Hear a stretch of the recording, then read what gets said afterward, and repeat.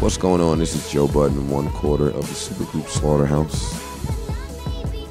I'm not a quarter of anything else, now that I think about it.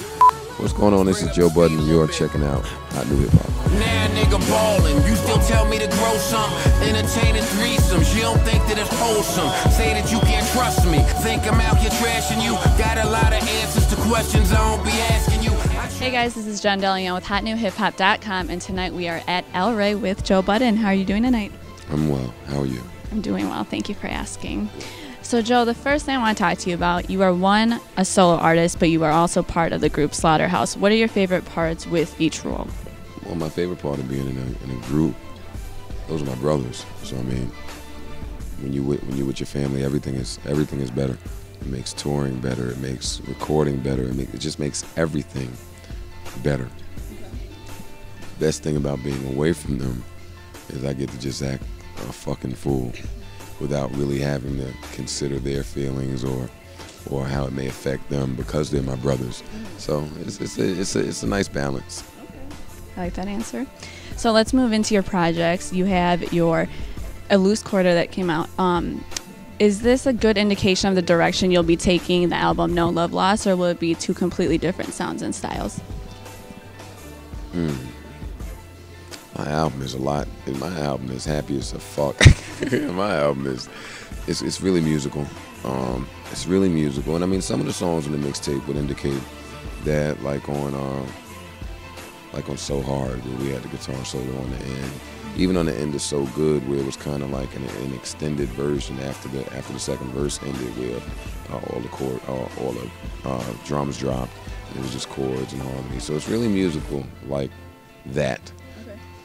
I'm excited. I'm actually anxious to see what people think. I got a record on there with me, Lloyd Banks, and Juicy J.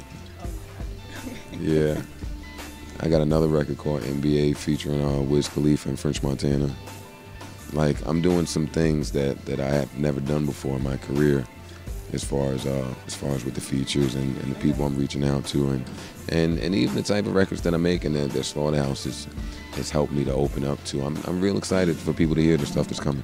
Okay. And I mean, you did touch on opening up. I've seen that you've really been pouring your heart and soul into music, which is great. You've been opening up about family and relationships. So what's the key moment in your life that happened that encouraged you to want to open up on that level with music? Oh no, I mean, my thing has always been that music is just what feelings sound like. So, I mean, it's kind of been a calling card of mine throughout my entire career. Recently though, I'm trying to convey some other emotions. I get so many fans that come to these shows and say, "Oh, Joe, you saved my life," or "Joe, your music helped me through this trying time," because for so many years that's what the music was. It spoke to so much pain, but it's time to start exploring some other avenues, some other emotions, like on the record, like on More of Me, on the mixtape, where it's talking about, you know, a woman's struggle, that I'm not very familiar with at all, but so many women reached out like, damn, that was amazing how that happened. So I'm just trying to do some different things. Well, I'm looking forward to that.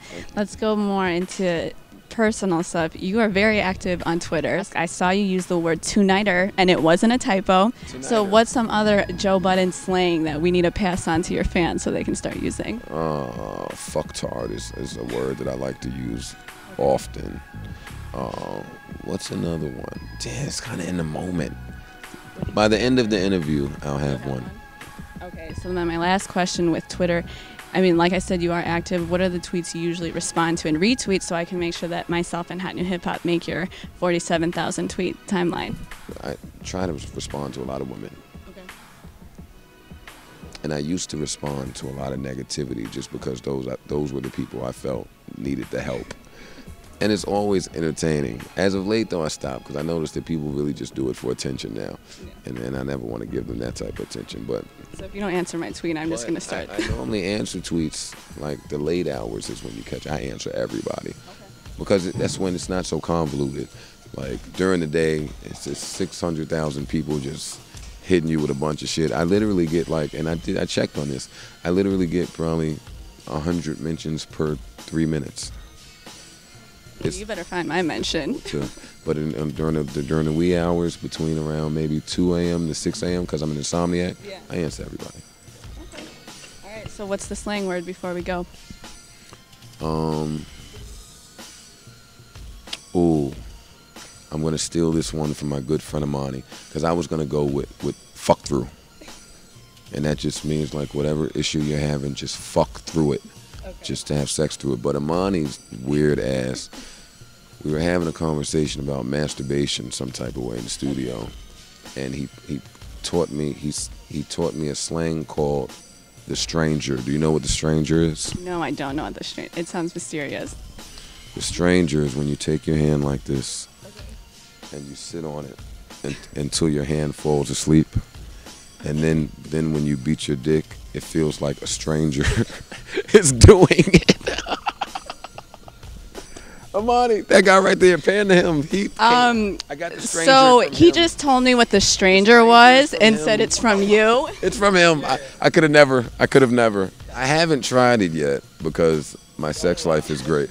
My sex life is great. But in the event that I need to call upon the stranger, I'll do it. Okay, well, thank you so much for your time. You had a great show, and I look Thank forward you to for your having future me. collaboration. And thank you.